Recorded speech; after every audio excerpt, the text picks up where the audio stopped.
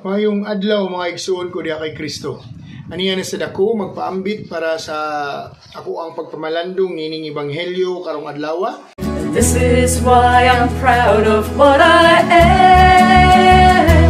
I was born Catholic, and that's what I'll always be.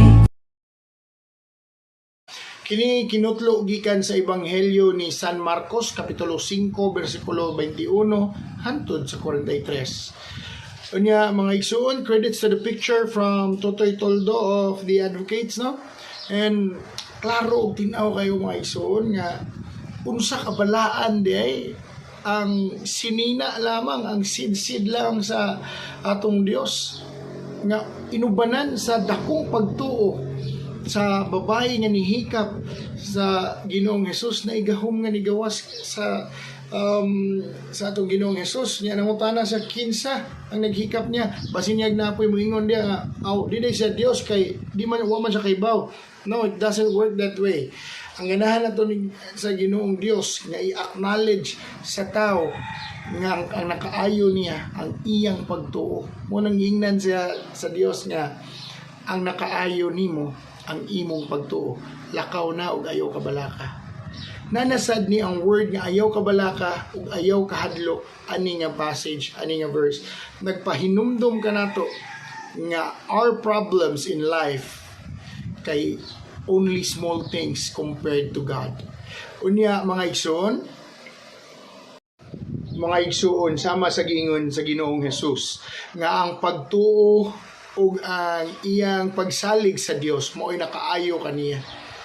Nya unsa to atong pamalandungan pag maayo? Unsay naasaw na huna gani sa babae?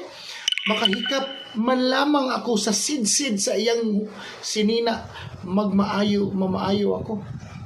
So bisag sa sidsid sa sinina sa Dios, mamaayo di ay kung naatay dako kay nga pagtuo. Unsa nakaha sa siyam kabuwan nga nagpuyo ang Dios sulod sa mahal nga Birhen Maria mga igsoon. So ning ana ang pagtuo ug pagsalig sa mga Katoliko nga madungog lang unta kita sa inahan sa atong Dios nga si mahal nga Birhen Maria nga iampo lang unta taniya munang magsigitag ingon nga Mama Mary pray for us nga iampo lang unta ta sa mahal nga Birhen Maria dunggon gayud kita sa Dios bisag wala ta makakampot mismo sa Dios wala na to maistorya ang Dios mismo. Pero tungod sa pagampo sa mahal nga Birhen Maria ug tungod sa atong pagsalig nga kumuduol ta sa iyang inahan, magpadangop ta mga itagpangpangama sa mahal nga Birhen Maria, luwason ug kaluy-an kita sa Dios. Mao na mga igsoon, pray the rosary every day. God bless.